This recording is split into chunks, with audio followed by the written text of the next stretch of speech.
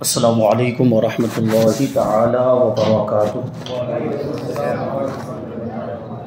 نحمده ونصلي ونسلم على رسوله الكريم اما بعد فاعوذ بالله من الشیطان الرجیم بسم اللہ الرحمن الرحیم فاسألوا اہل الذکر ان کنتم لا تعلمون صدق اللہ العظیم۔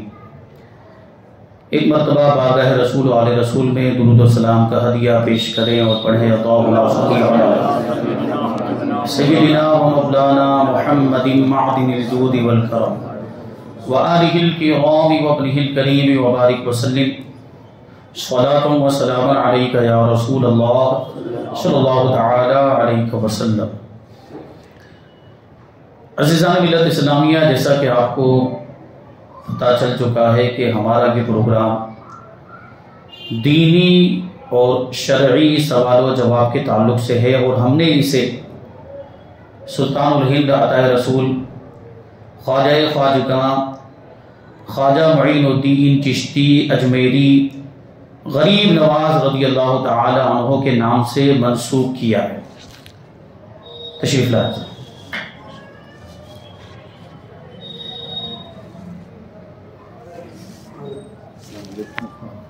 اجازت۔ غریب نواز رضی اللہ تعالی عنہ کو کون نہیں جانتا؟ حضرت خواجہ غریب نواز رضی اللہ تعالی عنہ کو اللہ کے رسول صلی اللہ علیہ وسلم نے ہندوستان بھیجا، اور غریب نواز رضی اللہ تعالی عنہ نے یہاں پر آنے کے بعد اسلام کے پیغام کو عام کیا۔ یہ غریب نواز کے قدموں کی برکت ہے کہ ہم ایمان والے ہیں، ہم مسلمان ہیں، یہ غریب نواز کے قدموں کی برکت ہے۔ اور غریب نواز رضی اللہ تعالیٰ عنہ یہاں پر تشریف لائے تو مقصد کیا تھا؟ مقصد یہ تھا کہ لوگ اسلام پر عمل کرنے لگ جائیں، اسلام کے احکام پر عمل کرنے لگ جائیں، شریعت مصطفیٰ پر عمل کرنے لگ جائیں، یہی مقصد ہے۔ اور شریعت پر کون عمل کرتا ہے؟ مسلمان عمل کرتا ہے۔ شریعت کا مکلف وہی ہوتا ہے جو مسلمان ہو، کوئی غیر مسلم شریعت کا مکلف ہی نہیں۔ تو ہمارے آپ کی یہ ذمہ داری بنتی ہے کہ ہم شریعت پر عمل کریں، اسلام پر عمل کریں۔ غریب نواز کے ہندوستان میں آنے کا بھی بنیادی مقصد یہی تھا کہ ہندوستان کے لوگ اسلام پر عمل کریں، نماز پڑھیں اور زکوٰۃ ادا کریں، روزہ دیں، روزہ رکھیں، صدقہ کریں، حج ادا کریں استطاعت ہونے کی صورت میں۔ تو یہ سب چیزیں ہم کب کر پائیں گے صحیح انداز میں؟ جب ہمارے پاس معلومات ہوگی۔ شریعت پر عمل کرنے کے لیے اس کی معلومات ہونا ضروری ہے، نماز پڑھنے کے لیے اس کا طریقہ معلوم ہونا چاہیے، اس کے مسائل معلوم ہونے چاہیے۔ اسی وجہ سے ہم نے اس پروگرام کا انعقاد کیا، اور ہمارے حافظ صاحب قبلہ نے بھی ہمارا ساتھ دیا۔ تو آج ہم یہ محفل سجا کر بیٹھے ہیں، اللہ تبارک و تعالیٰ کی بارگاہ میں دعا کرتے ہیں کہ اللہ تبارک و تعالیٰ ہماری اس محفل کو اپنی بارگاہ میں قبول فرمائے، اور جو کچھ بھی احکام و مسائل بیان ہو اس پر ہم سب کو عمل کرنے کی توفیق عطا فرمائے، اور شریعت کے مطابق ہمیں زندگی گزارنے کی توفیق عطا فرمائے۔ ہمارے پاس کافی سوالات آئے ہیں، تو ان سوالات کو ہم شامل کریں گے۔ اس سوالات کے جوابات کے دوران آپ کے ذہن میں بھی سوالات آئیں گے، لیکن آپ کو سوال نہیں پوچھنا ہے، کیونکہ اس کی وجہ سے کیا ہوگا کہ پروگرام ہمارا افراتفری کا شکار ہو جائے گا۔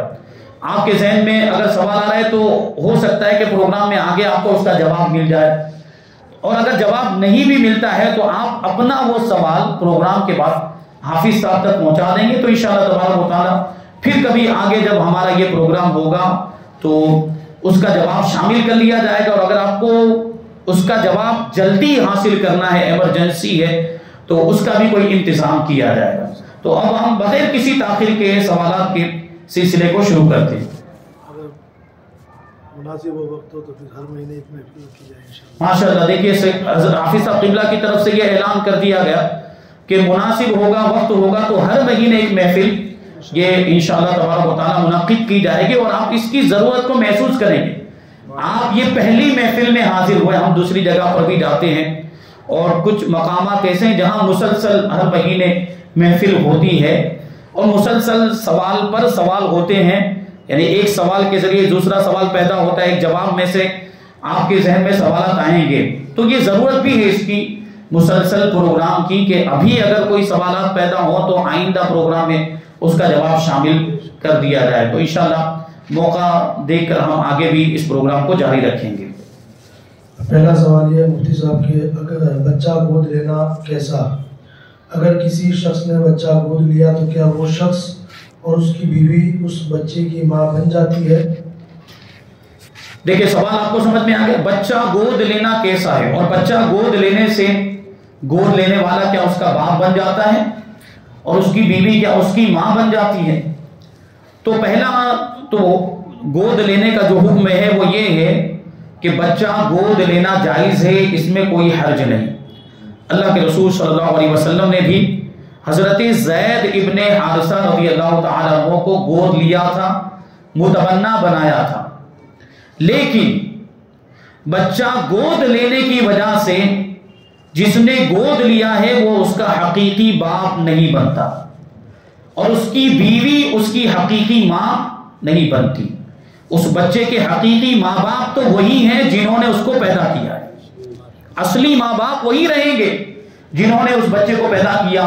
اللہ تبارک و تعالیٰ قرآن مجید میں فرماتا ہے وَمَا جَعَلَ أَدْعِيَاءَكُمْ أَبْنَاءَكُمْ کہ اللہ تبارک و تعالیٰ نے تمہارے منہ بولے بیٹوں کو تمہارا حقیقی بیٹا نہیں بنایا، تمہارے لیف پالکوں کو تمہارا حقیقی بیٹا نہیں بنایا.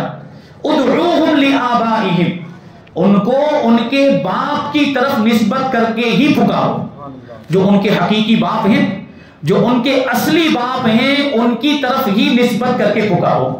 کیونکہ اس سوال آپ کے ذہن میں آ رہا ہوگا کہ اگر کسی نے اپنے بچے کو کسی نے کسی دوسرے کے بچے کو گود لیا ہے تو باپ کی جگہ پر وہ اپنا نام لکھ سکتا ہے کہ نہیں لکھ سکتا؟ یہ بنیادی سوال ہے. انشاءاللہ تبارک و تعالیٰ آپ یہ پوری گفتگو سنیں گے تو آپ کے ذہن میں جو سوال آ گئے یا جو آنے والے ہیں اس کا جواب بھی آپ کو مل جائے گا. تو وہ جو نام لکھتے ہیں آج یہی ہو رہا ہے کہ بچہ گود لے لیا اور اس کے بعد باپ کی جگہ پہ اپنا نام لکھ دیتے ہیں. اس کا جو بھی مطلب پروف، وہ آئی ڈی پروف، شناختی کارڈ، آدھار کارڈ وغیرہ جو بھی بنائیں گے اس میں باپ کی جگہ پر اپنا نام لکھتے ہیں. یہ جائز نہیں ہے، یہ حرام ہے، یہ حرام ہے. حقیقی باپ کے بجائے گود لینے والے باپ کا نام لکھنا، وہ عرف کے اعتبار سے ہم باپ کہہ رہے ہیں ورنہ حقیقت میں وہ باپ ہے ہی نہیں. تو یہ نام لکھنا جائز نہیں. اللہ کے رسول صلی اللہ علیہ وسلم نے فرمایا کہ جو اپنے باپ کے علاوہ کسی دوسرے کی طرف اپنی نسبت کرے اس پر اللہ کی بھی لعنت ہے، اس پر فرشتوں کی بھی لعنت ہے، اس پر سارے لوگوں کی لعنت ہے. اب اس طرح کے الفاظ اگر حدیث پاک میں آتے تو اس کا مطلب یہ ہوتا ہے کہ یہ عمل گناہ کبیرہ ہے. اپنے باپ کے علاوہ دوسرے کی طرف نسبت کرنا، اپنا نسب چینج کرنا، اپنا نسب بدل دینا، تو یہ نسب بدلنا ہوا کہ نہیں ہوا؟ حقیقی باپ کی جگہ پر کسی دوسرے کا نام لکھنا یہ نسب بدلنا ہو گیا. اپنے باپ کے علاوہ کسی دوسرے کی طرف اپنے آپ کو منسوب کرنا یہ بھی نسب بدلنا، یہ حرام، ناجائز اور گناہ کبیرہ ہے. اس کی ہرگز اجازت نہیں ہے. تو اب اگر آپ کوئی I D card, I D proof یا آدھار کارڈ وغیرہ بچے کا تیار کروا رہے ہیں تو اس میں آپ کو اس کے اصلی باپ کا ہی نام لکھنا پڑے گا. جو اس کا حقیقی باپ ہے اسی کا نام لکھنا پڑے گا. پھر گود لینے میں بڑے مسائل پیدا ہوتے ہیں. گود لے لینے کے بعد سمجھتے ہیں کہ ہم اس کے ماں باپ ہو گئے اور ماں باپ جیسا ہی اس کے ساتھ برتاؤ کیا جاتا ہے، ماں باپ جیسا ہی اس کے ساتھ سلوک کیا جاتا ہے. اب ماں باپ کے ساتھ تو بچوں کا کوئی پردہ نہیں ہے. جو حقیقی ماں باپ ہیں اور ان کے حقیقی بچے ہیں، حقیقی اولاد ہیں، آپس میں کوئی پردے کے احکام نہیں ہے. لیکن گود لیا ہوا بچہ صرف گود لے لینے کی وجہ سے محرم نہیں بنتا، وہ حقیقی بیٹا نہیں بنتا جب تک کہ دوسرا کوئی حرمت کا رشتہ نہ ہو. یہ ان کے لیے اجنبی ہے. مطلب کیا ہوا کہ اگر بچی گود لی ہے اور بچی بالغ ہو جاتی ہے تو جس نے گود لیا ہے اس مرد سے پردہ لازم ہوگا. اور اگر بچہ گود لیا ہے اور وہ بڑا ہو جاتا ہے، وہ بالغ ہو جاتا ہے، تو جو گود لینے والا شخص ہے اس کی بیوی سے پردہ لازم ہوگا. دونوں آپس میں ایک دوسرے کے لیے اجنبی ہیں. یعنی حقیقی بیٹا تو ہوا نہیں، تو اجنبی، جبکہ حرمت کا کوئی دوسرا رشتہ نہ ہو. یہ بات ذہن میں رکھیں. حرمت کا پہلے سے کوئی دوسرا رشتہ موجود ہے تو محرم ہے وہ، اور پردے کے احکام نہیں، وہ پہلے ہی سے محرم ہے. جیسے بھائی کے بیٹے کو گود لیا ہے تو بھائی کا بیٹا جو بھتیجا ہو جاتا ہے تو وہ حرمت کے احکام نہیں. بھائی کے بیٹے کو اس نے گود لیا، بھائی کی بیٹی کو گود لے گا تو بھتیجی ہوگی. بھائی کے بیٹے کو گود لے گا پھر بھی وہ اس کے لیے اجنبی، اس کی بیوی کے لیے ابھی بھی اجنبی، کیونکہ اس کی بیوی اس کی کیا ہوگی؟ چاچی غیر محرم ہے، یعنی جب تک وہ چچا کے نکاح میں ہے وہاں تک اس سے نکاح نہیں ہو سکتا. چچا سے اگر نکاح ختم ہو جائے تو بھتیجا نکاح کر سکتا ہے، غیر محرم میں، محرم نہیں ہے چچی. تو یہ مسئلہ خاص طور پر اس پر توجہ دینے کی ضرورت ہے، کیونکہ وہ حقیقی بیٹا سمجھ لیتے ہیں یا حقیقی بیٹی سمجھ لیتے ہیں، پھر کوئی پردہ نہیں، کوئی لحاظ نہیں، کوئی وہ نہیں. اور اس میں یہ بات ذہن میں رہے کہ اب اگر کچھ لوگ چاہتے ہیں کہ مطلب کوئی حرمت والا رشتہ قائم کر دیا جائے تو اس کا ایک ذریعہ اپنایا جاتا ہے دودھ پلانا، کہ وہ جو گود لینے والا شخص ہے اس کی بیوی اگر اس بچے کو دودھ پلا دے تو یہ دونوں اس کے رضائی ماں باپ بن جائیں گے، دودھ کے رشتے کے ماں باپ بن جائیں گے. لیکن اس کے لیے شرط کیا ہے؟ دودھ پینے کا زمانہ بھی ہونا چاہیے بچے کا، 2 سال یا 2.5 سال، یعنی 2 سال تک تو دودھ پلانے کا زمانہ ہوتا ہے، 2.5 سال میں بھی اگر دودھ پلائے تو حرمت رضاعت ثابت ہو جاتی، دودھ کے رشتے والی جو حرمت ہے وہ ثابت ہو جاتی. مطلب یہ اگر چاہتے ہیں کہ یہ پردے کے احکام ساقط ہو جائیں تو دودھ پلا دیا جائے، یعنی اس کی جو بیوی، گود لینے والے کی جو بیوی ہے، وہ اس بچے کو دودھ پینے کے زمانے میں دودھ پلا دے تو وہ اس کی رضائی ماں بن جائے گی اور اس کا شوہر اس کا رضائی باپ بن جائے گا. لیکن اب سوال یہ پیدا ہوتا ہے کہ اس کو تو بچہ ہے ہی نہیں، بھائی اولاد نہیں تھی تبھی تو گود لینے کا سوال پیدا ہوا، اولاد نہیں تھی تبھی تو گود لے رہے ہیں، تو دودھ کہاں سے آئے گا؟ میں نے ابھی عرض کیا تھا انشاءاللہ کہ آپ کے ذہن میں جو سوالات آئیں گے انشاءاللہ یہ گفتگو میں آپ کو جواب مل جائے گا. تو بچہ گود اسی وقت لیا جاتا ہے جب وہ اولاد نہ ہو، اور دودھ کب آتا ہے؟ اولاد کے بعد آتا ہے، بچہ پیدا ہونے کے بعد دودھ آتا ہے. تو دودھ کہاں سے آئے گا اور کیسے پلائیں گے اور کیسے حرمت کے معاملات ہوں گے؟ تو عام حالت میں تو یہ اس کی کوئی صورت نظر نہیں آتی. لیکن ابھی جو ٹیکنالوجی کا جو زمانہ ہے اور میڈیکل سائنس نے جو ترقی کی، اس میں ایسی دوائیں بھی آ گئی ہیں کہ جس دوا کو پینے کے بعد اگرچہ بچہ نہیں ہوا ہے عورت کو دودھ آ جاتا ہے. تو ایسی کوئی دوا اگر عورت استعمال کرتی ہے جس کی وجہ سے دودھ آ گیا، دودھ اترا، اور وہ دودھ اگر اس نے بچے کو پلا دیا دودھ پینے کے زمانے میں، تو اس سے بھی حرمت رضاعت ثابت ہو جائے گی. اگرچہ دوا کی وجہ سے وہ دودھ اترا ہے لیکن وہ ہے دودھ ہی کی اس کی حیثیت ہے، اور دودھ کے احکام، دودھ پلانے کے احکام اس سے متعلق ہوں گے. وہ دودھ اگر عورت پلا دیتی ہے دودھ پینے کے زمانے میں تو اس سے حرمت رضاعت ثابت ہو جائے گی، یعنی یہ اس کی رضائی ماں ہو جائے گی اور اس کا شوہر اس کا رضائی باپ ہو جائے گا. لیکن حقیقی ماں باپ ابھی بھی نہیں ہوئے، حقیقی ماں باپ ابھی بھی نہیں ہوئے. اب بھی جو نام لکھنے کا مسئلہ ہے اس کے نام کے ساتھ وہ اپنی جگہ پر، یعنی اب بھی اس کے ماں باپ کے نام کی جگہ پر جو حقیقی باپ ہے جس نے اس کو پیدا کیا اسی کا نام لکھنا پڑے گا. اگر دیکھیں خرابی کیا لازم آئے گی، آپ سوچیں کہ دنیا داری کے حساب سے لکھ دیں. ابھی ایک ہمارے پاس سوال آیا، وہ کہتے ہیں کہ آگے چل کے بہت مغز ماری ہوتی ہے، آگے چل کے بہت بھیجا ماری ہوتی ہے سوال کرتے ہیں. وہ اس لیے ہم پہلے ہی سے سارے پروف میں اور سارے آئی ڈی کارڈ وغیرہ میں نام لکھوا دیتے ہیں تاکہ آگے چل کے کوئی دعویٰ نہ کر سکے کہ یہ تو ہمارا بچہ ہے. تو بھائی یہ ایسی کوئی مجبوری نہیں ہے جس کی وجہ سے حرام کام کرنے کی اجازت ہو جائے، یہ ایسی کوئی مجبوری نہیں. بھائی اگر آپ کو ایسا مسئلہ لگتا ہے، اگر آپ کو ایسا شک ہے، شبہ ہے کہ آگے چل کے پرابلم ہو سکتی ہے یا مغز ماری ہو سکتی، تو پھر گود ہی نہ لیجیے. بچہ گود لینا ایسی کوئی ضرورت نہیں ہے جس کی وجہ سے زندگی دشوار ہو جائے. بغیر بچے کے بھی لوگ زندہ رہتے ہیں، ہے کہ نہیں؟ تو یہ ایسی کوئی مجبوری نہیں جس کی وجہ سے یہ حرام کام کرنے کی اجازت ہو. مطلب یہ ہے کہ نام لکھنے کی اجازت نہیں ہے. اس کی وجہ سے جو بہت بڑی خرابی لازم آتی نا وہ میں آپ کو بتاؤں. وہ کیا ہے کہ اگر گود جس کو لیا وہ بچی ہے، وہ لڑکی ہے، اور لڑکی کے نام کے ساتھ گود لینے والے نے اپنا نام باپ کے طور پر لکھنا شروع کر دیا. بچی بڑی ہو گئی، اب اس کے نکاح کا وقت آیا. بات ذہن جا رہا ہے آپ کا؟ اس کے نکاح کا وقت، نکاح میں کس کا نام لیا جاتا ہے؟ بیٹی کے، بچی کے، لڑکی کے نام کے ساتھ اس کے باپ کا نام. اب اگر اس کا نام لیا جائے گا تو یہ تو باپ ہے ہی نہیں، یہ تو باپ ہے ہی نہیں. اور دوسرے کسی طریقے سے اگر وہ لڑکی متعین نہیں ہے کہ کون سی لڑکی کا نکاح ہو رہا ہے، دوسرے کسی طریقے سے بھی اگر متعین نہیں ہے، اور ایسی صورت میں لڑکی کے نام کے ساتھ گود لینے والے شخص کا نام لکھ دیا گیا، نکاح ہوگا ہی نہیں. ہاں اگر دوسرے کسی طریقے سے لڑکی متعین ہو گئی، مطلب کیا ہے کہ لڑکا بھی جانتا پہچانتا ہے کہ اس کے ساتھ میرا نکاح ہو رہا ہے، اور جو گواہان ہیں، جو دو گواہ رکھے جاتے ہیں، وہ بھی چلو وہ نہیں بھی جانتے، مجلس میں سے کوئی بھی دو لوگ ایسے ہیں جو سنی صحیح العقیدہ مسلمان ہیں، اس لڑکی کو جانتے پہچانتے کہ اس لڑکی کا نکاح ہو رہا ہے، تب ہو جائے گا نکاح۔ لڑکی کا متعین ہونا ضروری ہے، تو کسی دوسرے طریقے سے اگر متعین ہو جائے تو نکاح ہو جائے گا، لیکن دیکھیں اس میں احتیاط کی ضرورت ہے۔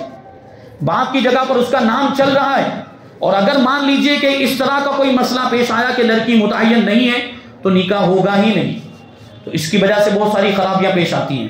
تو اصلی ماں باپ کا ہی نام لکھا جائے، اگر بچہ گود لیتے بھی ہیں تو اصلی ماں باپ کا ہی، جہاں ماں باپ کا نام لکھنے کی ضرورت پیش آئے وہاں اصلی ماں، ہاں سرپرست کے طور پر، گارجین کے طور پر، نگراں کے طور پر اگر یہ شخص اپنا نام لکھوانا چاہتا ہے تو وہ لکھوا سکتا ہے۔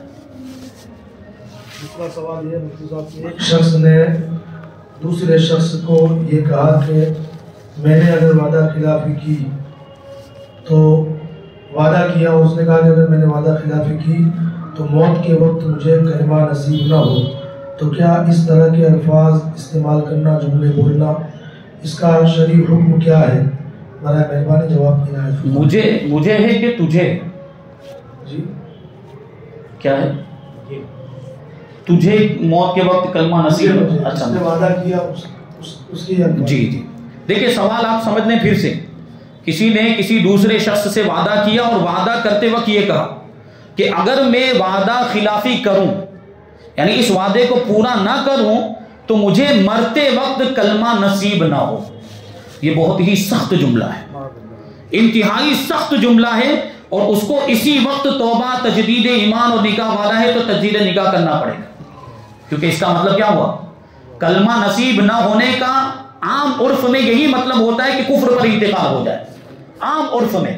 ورنہ اگر کوئی شخص پوری زندگی مومن رہا، پوری زندگی کوئی بھی اس نے کفر والا کام نہیں کیا، پوری زندگی کوئی بھی اسلام کے خلاف کام نہیں کیا، اور ایسے ہی انتقال کر گیا، اگرچہ مرتے وقت اس نے کلمہ نہ بھی پڑھا ہو پھر بھی وہ مسلمان ہے، ہم اس کو مسلمان ہی مانیں گے۔ لیکن یہ جو جملہ ہمارے عرف میں بولا جاتا ہے، اس کا کیا مطلب ہوتا ہے؟ اس کا یہ مطلب ہوتا ہے، اس کی یہ مراد ہوتی ہے کہ وہ کفر پر مر جائے۔ کلمہ نصیب نہ ہو کا مطلب یہ ہوتا ہے کہ وہ کفر پر مر جائے۔ تو بولنے والا کیا کفر پر مرنے پر راضی ہے؟ کفر پر مرنے پر راضی ہونا بھی کفر ہے، کفر پر رضامندی بھی کفر ہے۔ تو بہرحال ان کو ابھی ہی یہ جس نے جملہ بولا ہے اسی وقت توبہ کرنی پڑے گی، تجدید ایمان یعنی پھر سے کلمہ پڑھنا پڑے گا، اگر نکاح والے ہیں تو پھر سے نکاح کرنا پڑے گا دو گواہوں کی موجودگی میں، بیعت کر چکے ہیں، مرید ہیں تو پھر سے مرید بننا پڑے گا۔ اور اگر یہ مراد نہیں، وہ اپنی مراد ظاہر کرے، قائل جو ہے وہ کہے کہ میری یہ مراد نہیں تھی، بس یہ کہ ایسے ہی بول دیا تھا اور کفر پر مرنا یہ میں نے مراد نہیں لیا تھا، تو پھر یہ حکم نہیں ہوگا۔ شوہر اور بیوی ایک ساتھ غسل کر سکتے ہیں، اس کا کیا حکم ہے؟ میاں بیوی ایک ساتھ غسل کر سکتے ہیں، اس میں کوئی حرج نہیں۔ حضور پاک صلی اللہ علیہ وسلم نے بھی اپنی بعض ازواج مطہرات کے ساتھ ایک ہی برتن سے غسل فرمایا ہے، لیکن اگر پوچھنے والے کا مقصد یہ ہو کہ برہنہ ہو کر غسل کر سکتے ہیں یا نہیں تو یہ منع ہے، اس کی اجازت نہیں۔ برہنہ ہو کر بغیر کپڑے کے میاں بیوی اگر آپس میں وہ ایک ساتھ میں غسل کرنا چاہتے ہیں تو شریعت اس کی اجازت نہیں دیتی، اس کی ممانعت آئی ہے۔ کیونکہ دیکھیے اگرچہ میاں بیوی کے آپس میں کوئی پردہ نہیں ہوتا، میاں بیوی کے آپس میں کوئی پردہ نہیں ہوتا، لیکن پھر بھی ستر غلیظ کو چھپانے کا حکم ہے، شرمگاہ کو چھپانے کا حکم ہے۔ ہاں اگر یہ لوگ شرمگاہ کو چھپا لیتے ہیں میاں بیوی اور پھر آپس میں غسل کرتے ہیں تو اس کی اجازت ہوگی۔ اگلا سوال یہ ہے کہ ہمارے یہاں اہل سنت والجماعت میں جب کسی کا انتقال ہو جاتا ہے تو زیارت پڑھی جاتی ہے، اور عورتوں میں زیادہ تر زیارت پڑھی جاتی ہے، اس کی اصل کیا ہے؟ زیارت کا کیا حکم ہے؟ اور میں نے کل کچھ لوگوں کو زیارت پڑھتے ہوئے عورتوں کی زیارت میں نور نامہ عہد نامہ پڑھا جاتا ہے، اس کا شریعت میں کیا حکم ہے؟ برائے کرم جواب عنایت فرمائیں۔ اور مائک میں عورتیں پڑھتی ہے تو کیا یہ سب کرنا صحیح ہے؟ جی زیارت پڑھی جاتی ہے اس میں کچھ اشعار پڑھے جاتے ہیں، وہ ان کے پاس لکھا ہوا ہوتا ہے کاغذ میں یا کسی نوٹ بک وغیرہ میں، تو اگر وہ اشعار دکھائے جائیں، سوال پوچھنے والے سے ہماری گزارش ہے کہ ان کے پاس وہ اشعار ہوں تو وہ اشعار لے کر آئیں اور وہ دکھائیں، ہم دیکھیں گے کہ اس میں کیا کوئی خلاف شرع بات ہے۔ تو حکم تو یہی ہے کہ اگر ان اشعار میں کوئی خلاف شرع بات نہیں ہے تو پڑھنے کی اجازت ہے، اور اگر خلاف شرع بات ہے تو پڑھنے کی اجازت نہیں ہوگی۔ لیکن جو نور نامے کا ذکر آیا، اس میں نور نامہ پڑھنا جائز نہیں ہے۔ نور نامے کے اندر غیر معتبر روایتیں بیان کی گئی ہیں، اعلیٰ حضرت رضی اللہ تعالیٰ نے فتاوی رضویہ شریف میں اس کو پڑھنے سے منع فرمایا، تو اس کو نہیں پڑھ سکتے۔ نور نامہ جیسے یہاں پر پڑھا جاتا ہے اس موقع پر، اسی طرح کچھ لوگ شہادت نامہ پڑھتے ہیں، اس کے بھی پڑھنے کی اجازت نہیں۔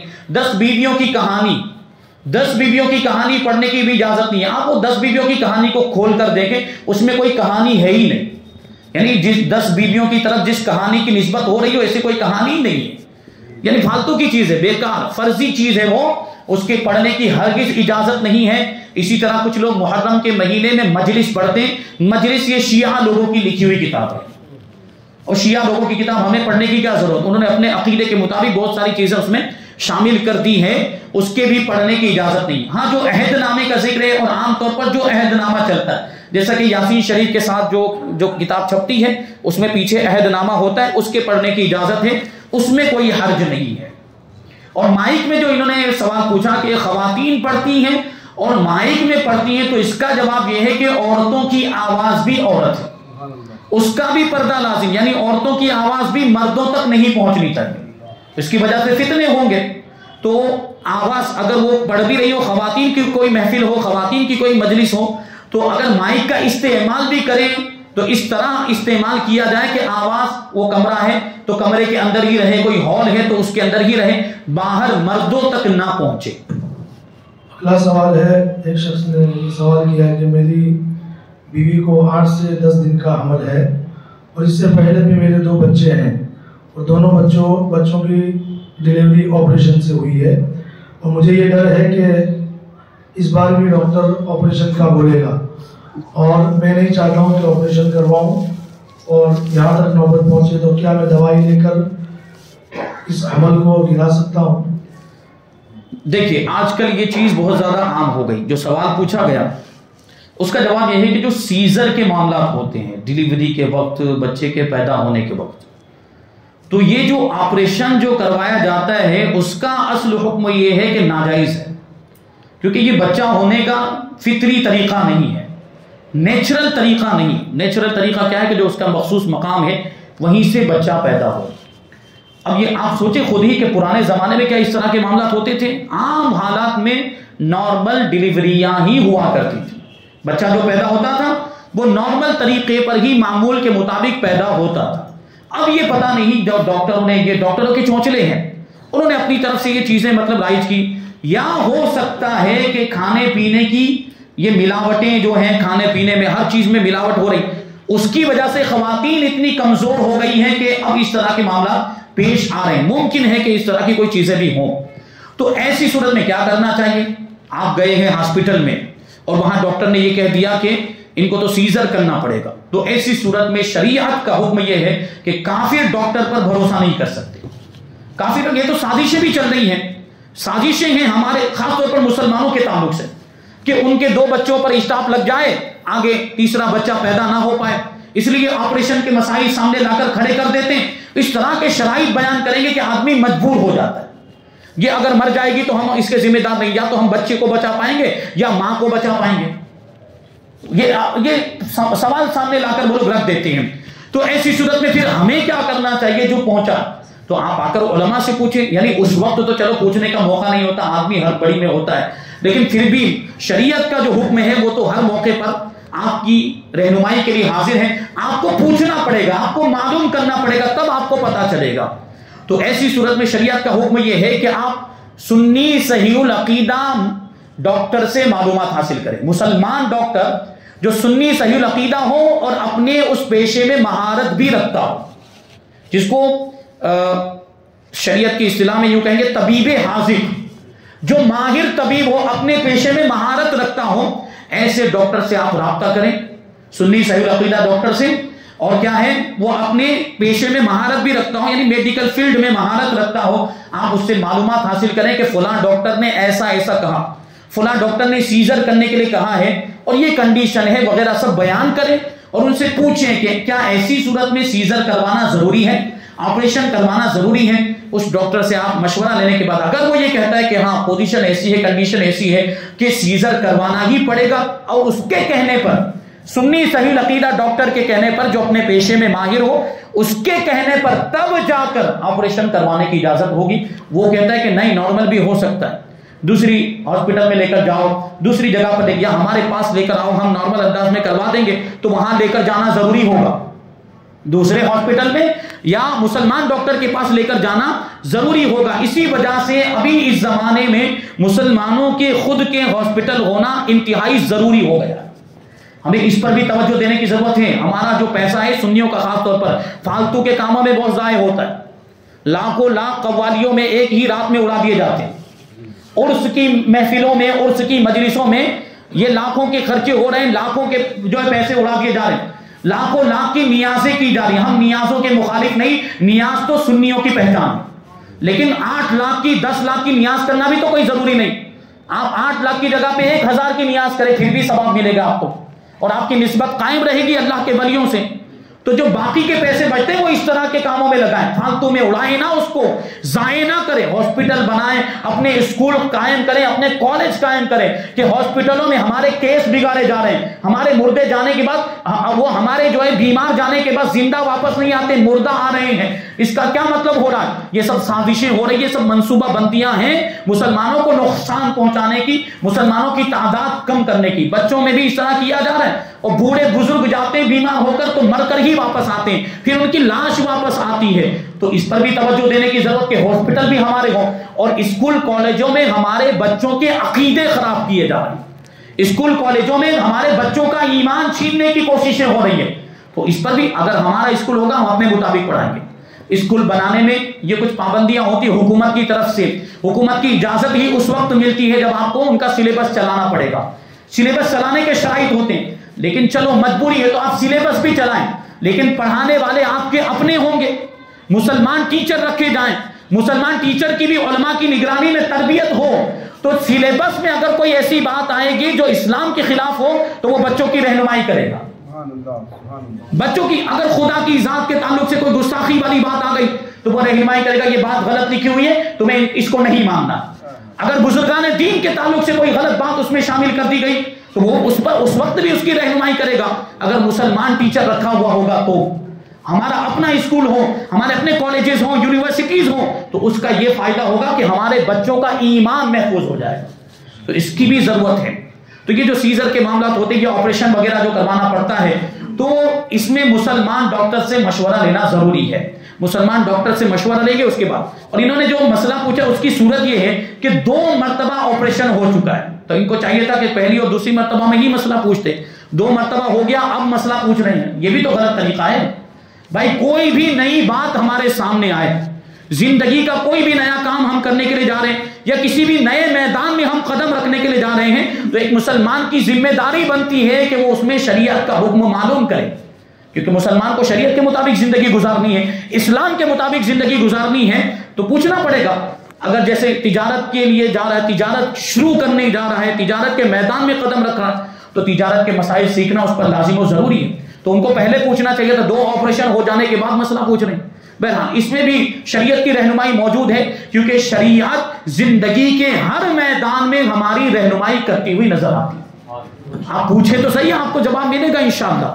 تو یہ دیکھیں 2 مرتبہ آپریشن ہو چکا ہے, اور تیسری مرتبہ ان کو ڈر لگ رہا ہے کہ تیسری مرتبہ اگر بچہ چاہیں گے, بچے کو باقی رکھتے ہیں, تو تیسری مرتبہ بھی آپریشن کروانا پڑے گا. تو اب ان کو فکر لاحق ہو رہی ہے. پہلی اور دوسری مرتبہ فکر لاحق نہیں ہوئی کہ پہلی اور دوسری مرتبہ بھی پریشانی ہو سکتی تھی. تو اس میں بھی ان کے لیے لازم ہے, اس وقت بھی ان کے لیے حکم وہی ہے کہ مسلمان ڈاکٹر سے رابطہ کریں.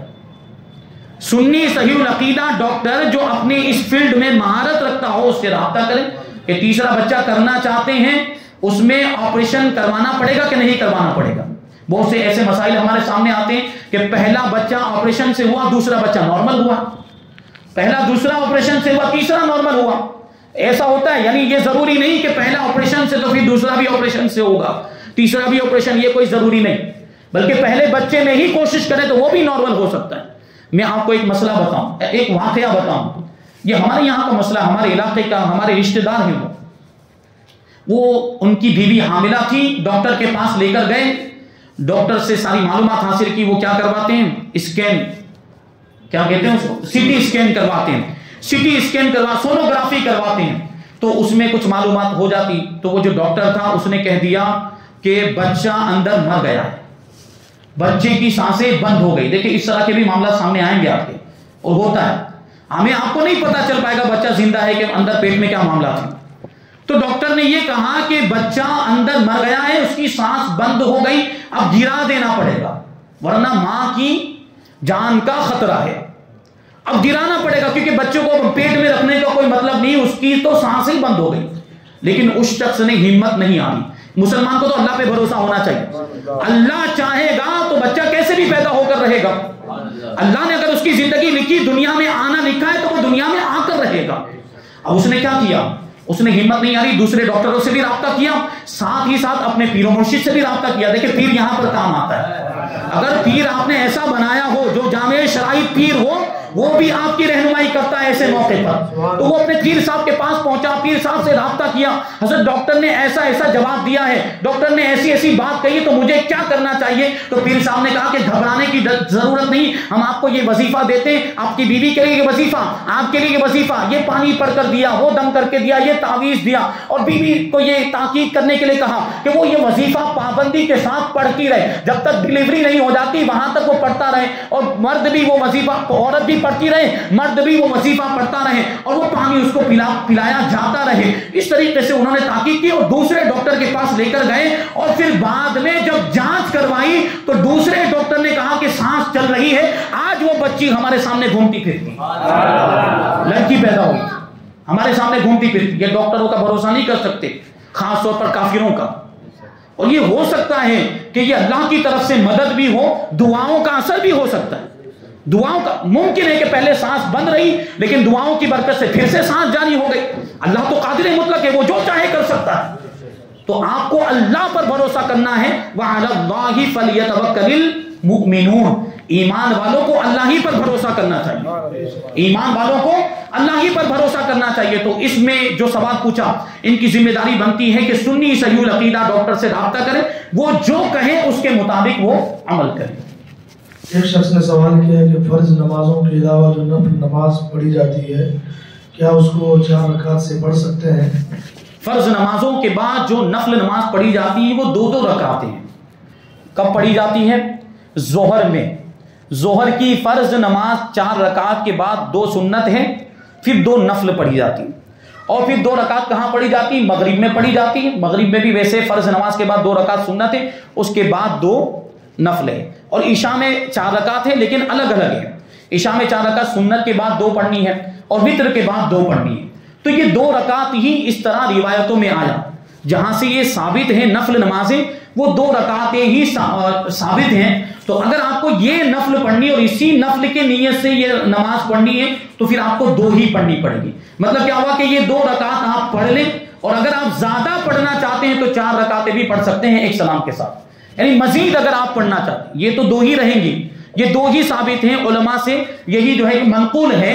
اس کے علاوہ اگر آپ پڑھنا چاہتے ہیں تو 4 رکعت بھی آپ پڑھ سکتے ہیں ایک سلام سے. ایک شخص نے سوال کیا ہے کہ فرض نماز کے آخری قاعدے میں التحیات پڑھی اور بھول سے سلام پھیر دیا دونوں طرف، تو کیا نماز ہو جائے گی؟ فرض نماز کے آخری قاعدے میں یہ سوال پوچھنے والے شاید یہ پوچھنا چاہ رہے ہیں کہ اکیلے نماز پڑھے، ورنہ تو امام کے ساتھ ان کا معاملہ ہوگا. امام صاحب کیسے پڑھا رہے ہیں، امام صاحب نے تحیات پڑھی کہ نہیں پڑھی، وہ امام صاحب سے پوچھا جائے گا. یہ جو پوچھ رہے ہیں وہ اس صورت کے تعلق سے پوچھنا چاہ رہے ہیں کہ وہ اکیلے نماز پڑھ رہے تھے اور قعدہ اخیرہ میں التحیات پڑھنے کے بعد انہوں نے دونوں طرف سلام پھیر دیا، تو ایسی صورت میں کیا حکم ہوگا؟ تو آپ کو یہ بات معلوم ہونی چاہیے کہ التحیات پڑھنا، قعدہ اخیرہ میں التحیات پڑھنا کیا ہے؟ واجب ہے. درود شریف پڑھنا کیا ہے؟ سنت. درود ابراہیم پڑھنا افضل ہے. کوئی بھی درود شریف پڑھنا سنت ہے. اور دعائے معصورہ پڑھنا کیا ہے؟ مستحب ہے. یعنی دعائے معصورہ نہیں پڑھیں گے تب بھی نماز ہو جائے گی, درود شریف نہیں پڑھیں گے تب بھی نماز ہو جائے گی, التحیات نہیں چھوٹنی چاہیے. تو انہوں نے التحیات پڑھ لی, اس کے بعد سلام پھیرا ہے, نماز ہو گئی. نہ سجدہ سہو کرنے کی حاجت ہے, نہ نماز کو دہرانے کی حاجت ہے, کیونکہ واجب ادا ہو چکا ہے. چھوٹی ہے تو سنت چھوٹی اور مستحب چھوٹا ہے, اس میں کوئی حرج نہیں. جان بوجھ کر ایسا نہیں کرنا چاہیے. ایک شخص نے غصے میں قسم کھائی کہ ماں کی قسم اب آپ کو SMS نہیں کروں گا, پھر اس نے 4 دن بعد پھر SMS کیا, تو اس پر کیا حکم لگے گا؟ ماں کی قسم کھائی, ماں کی قسم کھا کر کہا کہ آپ کو SMS نہیں کروں گا, پھر SMS کر دیا, تو اب اس قسم کا کوئی کفارہ ہوگا یا یہ کیا قسم ٹوٹ جاتی ہے تو یہ شرعی قسم ہے یا نہیں؟ تو دیکھیے شرعی قسم کا کیا مطلب ہوتا ہے, اس پر توجہ دینے کی ضرورت. شرعی قسم کا مطلب یہ ہے کہ اللہ کے نام کی قسم کھائے یا اس کی صفات ذاتیہ میں سے کسی صفت کی قسم کھائے. جیسے کوئی یہ کہے کہ اللہ کی قسم کھا کر کہتا ہوں کہ ایسا نہیں کروں گا, پھر وہ کرے گا تو قسم ٹوٹ جائے گی. یہ شرعی قسم ہے اور اس پر کفارے کا حکم ہوتا ہے اور اس میں گناہ بھی ہوتا ہے. اگر اس کا تعلق مستقبل سے ہے تو اس کو یمین منعقدہ کہتے ہیں. تو ایسی صورت میں یہاں جو مسئلہ پوچھا جا رہا ہے اس میں ماں کی قسم کھائی, یہ شرعی قسم نہیں ہے. نہ یہ اللہ کے نام کی قسم ہے, نہ اللہ کی صفات ذاتیہ میں سے کسی صفت کا ذکر کیا گیا ہے اس میں. ماں کی قسم شرعی قسم نہیں ہوتی ہے, غیر اللہ کی قسم, اللہ کے علاوہ کسی اور چیز کی قسم, ماں کی قسم, باپ کی قسم, کسی اور رشتہ دار کی قسم, یا اس طرح جو ہے کسی چیز کی قسم, کسی بے جان چیز کی قسم بھی کھائے تو یہ شرعی قسم نہیں ہوتی. اس پر قسم کے احکام لاگو نہیں ہوتے. تو یہ قسم توڑنے کی وجہ سے کوئی کفارہ نہیں ہوگا, کوئی گناہ بھی نہیں, اس میں کوئی کفارہ بھی نہیں اور کوئی گناہ بھی نہیں. لیکن اس طرح بات بات میں قسم نہیں کھانی چاہیے. کچھ لوگ جو ہے کہ ایسے ہی ان کا تکیہ کلام بن جاتا, قسم سے یہ کروں گا, قسم سے یہ نہیں کروں گا. تو مطلق قسم بھی اللہ کی قسم ہوتی ہے. یہاں دیکھ کے کچھ بھی ذکر نہیں کیا, صرف اتنا کہا قسم سے, تو مطلق قسم اللہ کی قسم ہوتی ہے. صرف اتنا اگر کہیں تو یہ شرعی قسم ہو جائے گی. اور ایسی صورت میں اگر قسم توڑے گا تو پھر وہ شریعت کا حکم لاگو ہوگا جو قسم توڑنے کا حکم ہے. اس کے الفاظ دیکھے جائیں گے کہ آگے کیا بولا ہے, اس میں ماضی کے تعلق سے بولا ہے یا مستقبل کے تعلق سے بولا, گزرے ہوئے زمانے کے تعلق سے کچھ بولا ہے یا آنے والے زمانے کے تعلق سے کچھ بولا ہے, اس پر پھر اس کا حکم ہوگا. تو ماں کی قسم جو ہے وہ شرعی قسم نہیں ہوتی. ایک میں مسئلہ یہاں پر بتا دوں, واضح کر دوں, اس کو جو ہے جاننا ضروری ہمارے لیے. کچھ لوگ ایسے ہوتے ہیں جو قرآن کی قسم کھاتے ہیں. ابھی میں نے عرض کیا کہ اللہ کے نام کی قسم کھائے تو شرعی قسم, اللہ کی صفات ذاتیہ میں سے کسی صفت کی قسم کھائے تو دیکھیں صفات ذاتیہ کا مطلب یہ ہو کہ وہ صفتیں جو صرف اللہ ہی کے لیے ہو سکتی ہیں, مخلوق میں نہیں ہو سکتی. یہ وہ صفات ذاتیہ نہیں جو 6 یا 7 بیان کی گئی ہے, مجھے تعداد معلوم نہیں ہے, وہ مراد نہیں. وہ صفتیں جو اللہ ہی کی ذات میں ہو سکتی ہیں, کسی اور کے لیے نہیں مانی جا سکتی, کسی اور میں وہ صفتیں نہیں ہو سکتی, ایسی کسی صفت کی اگر قسم کھاتا ہے تو وہ شرعی قسم ہو جائے گی. اور قرآن کی قسم کچھ لوگ کھاتے ہیں, تو قرآن کی قسم میں کبھی یہ ہوتا ہے کہ زبان سے بولتے ہیں کہ قرآن کی قسم میں ایسا کروں گا, کلام پاک کی قسم میں ایسا نہیں کروں گا, تو یہ بھی شرعی قسم ہے. یہ بھی شرعی قسم ہے, اس پر بھی قسم کے احکام لاگو ہوں گے. لیکن کبھی کیسا کیا جاتا ہے, کبھی کچھ معاملہ ہوا, کچھ اختلاف ہوا, تو کیا کرتے ہیں, قرآن کو بیچ میں لے کر آتے ہیں, اس پہ ہاتھ رکھ کے بولو, ہوتا ہے اس پہ ہاتھ رکھ کے بولو. اب آدمی بولتا ہے میں قرآن پہ ہاتھ رکھ کے بولتا ہوں کہ ایسا کروں گا یا ایسا نہیں کروں گا, یہ شرعی قسم نہیں ہے. اس پر شرعی قسم کے احکام لاگو نہیں ہوں گے. ہاں قرآن پہ ہاتھ رکھ کے وہ زبان سے بھی قسم کے الفاظ بولیں کہ قرآن کی قسم کھا کر کہتا ہوں, کلام پاک کی قسم کھا کر کہتا ہوں کہ ایسا کروں گا یا ایسا نہیں کروں گا, تو پھر یہ شرعی قسم ہو جائے گی. کیونکہ کلام اللہ تبارک و تعالیٰ کی صفت ہے, کلام اللہ, قرآن پاک یہ اللہ تعالیٰ کی صفت ہے. وہ الفاظ میں اگر آ جائے تو پھر وہ شرعی قسم بن جائے گی. ایک شخص نے سوال کیا کہ کالے چپل یا جوتے پہننے چاہیے یا نہیں. کالی چپل یا کالے جوتے پہننے میں اصلاً کوئی قباحت نہیں, کوئی حرج نہیں. کالی چپل پہن سکتے ہیں, کالے جوتے وغیرہ بھی پہن سکتے ہیں, لیکن بعض علماء نے, بعض صوفیاء کرام نے کالے چپل پہننے سے منع فرمایا. اب یہ نفسیات کی بات ہے, اور انہوں نے اس کی وجہ یہ بتائی کہ اس کی بنیاد پر, کالی چپل پہننے کی وجہ سے یا کالے جوتے پہننے کی وجہ سے افکار پیدا ہوتے ہیں. افکار مطلب ٹینشن ہوتا ہے دماغ میں. وہ نفسیات کی بات ہے کہ وہ کالے رنگ کا ایک اثر ہوتا ہے, کالے رنگ کا ایک اثر ہوتا ہے, اور اس کی وجہ سے دماغ میں وہ بلا وجہ افکار پیدا ہوتے ہیں, ٹینشن یا غم کی کیفیت پیدا ہوتی ہے, رنج کی کیفیت پیدا ہوتی ہے. اس وجہ سے حکماں منع کرتے ہیں, ورنہ شریعت کا حکم یہ پہن سکتے, جائز ہے, کوئی حرج نہیں, گناہ نہیں ہے کالی چپل پہننا یا جوتا پہننا, بچے تو اچھی بات ہے. اگلا سوال یہ کہ ایک شخص کا نکاح ہے اور وہ شخص نکاح کے وقت نشے کی حالت میں ہے, تو کیا اس کا نکاح شرعاً درست اور صحیح مانا جائے گا؟ نشے کی حالت میں نکاح کر رہا ہے, نشے کی حالت میں ایجاب و قبول, تو کیا اس سے نکاح ہو جائے گا؟ نکاح ہو جائے گا. ہر وہ چیز جس سے طلاق واقع ہو جاتی ہے اس سے نکاح بھی ہو جائے گا. نشے کی حالت میں اگر آدمی طلاق دے تو طلاق واقع ہو جاتی ہے, نشے کی حالت میں آدمی طلاق دے طلاق واقع ہو جاتی ہے. اسی طرح نشے کی حالت میں اگر نکاح کرے تو نکاح بھی ہو جائے گا, کیونکہ اس صورت میں نشہ اگرچہ اس نے کیا ہے لیکن نشہ کرنے کے باوجود بھی وہ شریعت کا مکلف رہتا ہے, شریعت کے احکام اس پر لاگو ہوتے ہیں. تو یہ جو حکم ہے یہ بھی ایک شریعت کا حکم ہے کہ ایجاب و قبول ہو جائے تو نکاح ہو جاتا ہے. تو نشے کی حالت میں بھی اگر اس نے ایجاب و قبول کیا ہے تو نکاح ہو جائے گا, نکاح منعقد ہو جائے گا. لیکن بہتر یہ ہے کہ اس نکاح کو دہرائے, اس نکاح کو دہرانا بہتر, کیونکہ وہ نشے کی حالت میں اس کو خود بھی یاد نہیں ہوگا. نشے کی کیفیت میں یہ معاملہ ہوتا ہے کہ وہ بعد میں انکار کر سکتا ہے کہ مجھے تو پتہ ہی نہیں کہ میرا نکاح ہوا. لیکن ظاہر سی بات, جب نکاح ہوگا تو گواہ موجود ہوں گے, گواہوں کے سامنے ہوا ہوگا, اور گواہ موجود نہیں تو وہ نکاح تو فاسد ہو جاتا ہے, پھر وہ نکاح تو درست ہوتا ہی نہیں ہے. تو گواہوں کی موجودگی میں نکاح کیا ہوگا تو پھر انکار نہیں کر پائے گا, ورنہ گواہوں کے ذریعے ثابت کر دیا جائے گا بھائی یہ گواہ موجود تھے, ان کی موجودگی میں تم نے نشے کی حالت میں ایجاب و قبول کیا ہے, تو وہ نکاح ہو گیا بہرحال. لیکن بہتر یہ ہے اس طرح کے معاملات کو, اختلافات کو دور کرنے کے لیے بہتر یہ ہے کہ اس کا اعادہ کر لیا جائے, پھر سے نکاح کر لیں. لیکن کبھی ایک صورت یہ ہے اس کی نشے کی, ایک صورت وہ طلاق میں بھی میں نے ابھی عرض کیا کہ جس نشے اور جس چیز میں طلاق واقع ہو جاتی, جس حالت میں, اسی حالت میں نکاح بھی ہو جاتا ہے. تو ایک جو نشے کی کیفیت ہوتی ہے اس میں کیا ہوتا ہے کہ آدمی نے اپنے قصد و ارادے سے نشہ نہیں کیا, شراب کا نشہ, یا شراب کے نشے کی بات چل رہی, کچھ دوسرے نشے ہوتے ہیں ان کا یہ حکم نہیں ہے, ان میں تفصیل ہے. ابھی ہم شراب کی بات کریں, عام طور پر اسی کا نشہ کیا جاتا ہے.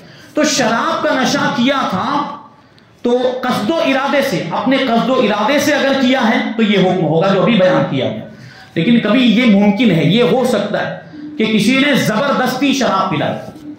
اب زبردستی کا یہ مطلب نہیں ہے کہ بس خالی ایسے تھوڑی سی دھمکی دی, تھوڑا سا ڈرایا, تھوڑا سا دھمکایا اور پی لیا, یہ مراد نہیں.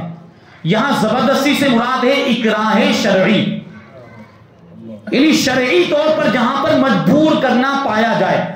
اور اس کا مطلب کیا ہوتا ہے, اکراہ شرعی کا مطلب کیا ہوتا ہے کہ شراب پینے کے لیے کہا اور ساتھ میں دھمکی دے رہا ہے پلانے والا کہ اگر نہیں پیے گا تو مار ڈالوں گا, قتل کر دوں گا, یا تیرا ہاتھ کاٹ ڈالوں گا, یا تیرا کوئی عضو ضائع کر دوں گا. اور اس کو لگ رہا ہے, یہ جو مبتلا بھی شخص ہے اس کو لگ رہا ہے کہ وہ ایسا کر گزرے گا, اس کو یہ بات یعنی اس کا اندیشہ ہے, صحیح اندیشہ ہے کہ وہ جو دھمکی دے رہا ہے اس دھمکی کا عمل کرے گا. یعنی اگر میں شراب نہیں پیوں گا تو مجھے قتل کر دے گا, یا اگر میں شراب نہیں پیوں گا تو میرا ہاتھ کاٹ دے گا, یا کوئی عضو ضائع کر دے گا. اور ایسی صورت میں اس نے شراب پی لی, اور اس شراب کے نشے میں اگر وہ طلاق دیتا ہے تو طلاق واقع نہیں ہوگی, اور ایسی شراب کے ایسی صورت میں اگر وہ نکاح کرتا ہے تو نکاح بھی نہیں ہوگا اکراہ شرعی والے معاملے میں. تو اس پر توجہ دینے کو, عام طور پر ایسا تو ہوتا نہیں. عام طور پر کسی نے مجبور کیا ہو, بندوق رکھ کے بولا ہو کہ بھائی شراب پی لے, ایسا تو بہت کم, مطلب مشکل سے کہیں ایک دو واقعہ آپ کو سننے میں آ جائے. ورنہ آدمی عام طور پر اپنے قصد و ارادے سے ہی شراب پیتا ہے اور نشہ کرتا ہے.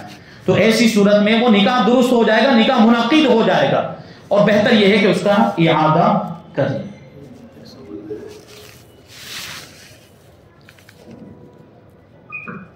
ایک سوال یہ آیا ہے کہ روزے کی حالت میں قضائے حاجت جب جائیں تو فارغ ہو جانے پر بیت الخلاء میں پانی کیسے استعمال کریں؟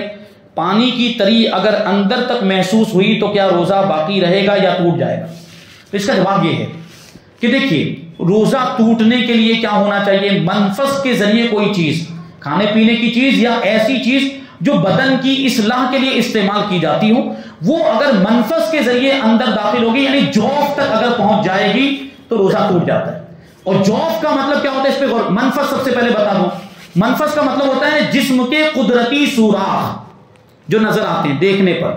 جسم جیسے منہ نظر آتا ہے, ناک نظر آتی ہے, کان نظر آتا ہے, اسی طرح آگے پیچھے کا مقام. وہ سوراخ ایسے ہیں جو قدرتی سوراخ ہیں, دیکھنے پر نظر آتے ہیں, ان کو کہا جائے گا منفس. منفس کے ذریعے کوئی چیز کھانے پینے کی یا دوا بدن کی اصلاح کے لیے ہوتی ہے, وہ داخل کی گئی اور جوف تک پہنچ گئی. جوف کا مطلب ہوتا ہے جسم کا اندرونی حصہ, جس کو عام عرف میں جسم کا اندرونی حصہ کہا جاتا ہے. پیٹ میں ہی پہنچنا ضروری نہیں, جسم کے اندرونی حصے تک پہنچ گئی ہے, اس سے روزہ ٹوٹ جائے گا. اب یہاں پر ہمیں دیکھنا ہے کہ یہاں جو استنجا کرتے وقت, پانی استعمال کرتے وقت اگر تری اندر پہنچ گئی تو اگر جوف تک پہنچی ہے تو روزہ ٹوٹے گا, اور جوف تک نہیں پہنچی ہے تو روزہ نہیں ٹوٹے گا. اور جوف تک کیسے پہنچے گی؟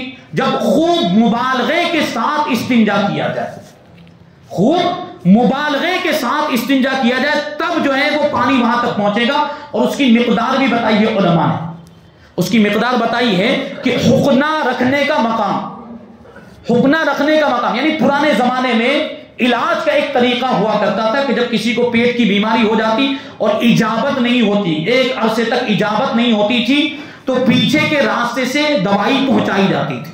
تو دوائی پہنچانے کا ایک آلہ ہوتا تھا, وہ آلہ اندر داخل کر کے ایک مخصوص مقام تک پہنچایا جاتا تھا. تو جہاں تک اس کو پہنچایا جاتا وہی حقنہ رکھنے کی جگہ, اس جگہ تک اگر پانی پہنچ جاتا ہے تو روزہ ٹوٹے گا, ورنہ نہیں ٹوٹے گا. یہ جو مشہور کر دیا گیا کہ استنجا کرتے وقت اگر جو ہے کہ پانی اندر پہنچ گیا تو روزہ ٹوٹ جائے گا, مطلق نہیں ہے. اگر صرف کنارے تک ہی پہنچائیں تو اس سے روزہ نہیں ٹوٹے گا, وہ تھوڑا اندر, یہ میں آپ کو بتا تقریباً 1 انچ جتنی جگہ ہوگی وہ دوا پہنچانے کے لیے جو آلہ رکھا جاتا ہوگا تو اس میں یہی ہوگا, تھوڑا سا تو 1 انچ تک تو اندر داخل کیا جاتا ہوگا, یعنی 1 انچ تک اندر اگر پانی پہنچائے تب روزہ ٹوٹے گا, ورنہ نہیں ٹوٹے گا. کچھ لوگ اس میں بہت سخت حکم بیان کرتے ہیں, اتنا سخت حکم نہیں ہے. نارمل انداز میں آپ کو بتا دوں, یہ واضح کر دوں, نارمل انداز میں جس طریقے سے ہم پانی لیتے ہیں, جس طریقے سے استنجا کرتے ہیں, اگر اس طریقے سے استنجا کریں گے اس سے روزہ نہیں ٹوٹتا, کیونکہ اس سے پانی اندر نہیں جاتا ہے. مبالغہ کریں گے تو اندر جائے گا. مبالغے کا مطلب یہ ہوا کہ آدمی انگلی کا استعمال کرے, ایسا تو ہوتا نہیں, عام طور پر ایسا نہیں ہوتا. تو پانی عام حالات میں نہیں پہنچتا اس جگہ تک جہاں تک پہنچنے سے روزہ ٹوٹتا ہے. تو اس میں فکر مند ہونے کی ضرورت نہیں. بہت سے لوگ ٹینشن میں آ جاتے ہیں کہ ہمارے تو اس طرح روزے ضائع ہو جائیں گے, کیونکہ حاجت تو روزانہ پیش آتی ہے. تو یہ آپ اس پر توجہ دیں. اور اس میں وہ جو سانس باہر لینے کا کہا جاتا ہے وہ بھی کوئی ضروری نہیں, سانس باہر لیں, سانس اندر لیں, یا سانس یہ وہ, اس میں بھی کوئی, ہاں ایک صورت اس کی ہے وہاں پر, وہ باہر شریعت میں اس کو ذکر کیا گیا کہ اگر کسی کا پیچھے کا مقام باہر نکلا ہوا ہے اور استنجا کرنے کے بعد وہ حصہ اندر چلا جاتا ہے, تو وہ پیچھے کا مقام باہر نکلا, اس پہ پانی لگاؤ, استنجا کرنے کی وجہ سے پانی لگ گیا, اب وہ کھڑا ہوا, وہ حصہ اندر چلا گیا تو پانی بھی اس کے ساتھ اندر چلا گیا, اس سے روزہ ٹوٹ جائے. لیکن عام حالات میں ایسا نہیں ہوتا ہے. ایک صورت یہ بھی آتی ہے کہ وہ پچکاری چلی کیا بولتے ہیں, وہ نئی طرز کی جو ٹوائلٹ ہے تو اس میں پچکاری ہوتی ہے, اس میں بڑا پریشر ہوتا ہے. جیٹ اسپرے کا پوچھ رہے ہیں وہ, جی یہ صورت ہے. دیکھیے جیٹ اسپرے استعمال کریں اگر تو اس میں بھی احتیاط کی ضرورت ہے, کیونکہ اس میں پانی جو ہے وہ فورس سے نکلتا ہے, زیادہ فورس ہوگا, اور زیادہ فورس سے آپ نے اس مقام میں پانی پہنچایا تو ممکن ہے کہ پانی وہاں تک پہنچ جائے جہاں جس کی ہم بات کر رہے ہیں, حقنہ رکھنے کی جگہ. تو اس کا فورس یا تو کم کر دیا جائے یا بہت ہی احتیاط کے ساتھ اس کو استعمال کیا جائے. جو اصول تھا وہ میں نے آپ کو بتا دیا کہ حقنہ رکھنے کی جگہ تک اگر پانی پہنچے گا تبھی روزہ ٹوٹے گا, ورنہ نہیں ٹوٹے گا. الحمدللہ آج کے ہمارے سوالات مکمل ہوئے. انشاءاللہ پھر ہم موقع ہوگا تو ہم اس طرح کا پروگرام پھر سے حافظ صاحب کی اجازت سے ہم رکھیں گے. آپ حضرات سے بھی امید ہے کہ آپ بھی اس میں رسپانس دیں گے. اللہ تبارک و تعالیٰ کی بارگاہ میں دعا ہے کہ جو کچھ بھی بیان ہوا, احکام و مسائل بیان کیے گئے, اس پر ہم سب کو عمل کرنے کی توفیق عطا فرمائے, شریعت کے مطابق زندگی گزارنے کی توفیق عطا فرمائے, ایمان کی سلامتی عطا فرمائے, اور ایمان پر ہی ہم سب کا خاتمہ فرمائے. وما علینا الا البلاغ. السلام علیکم. مناسب ہے تو ابھی اعلان کر دیتے ہیں کہ ایک پروگرام زکوٰۃ کے تعلق سے مکمل کیا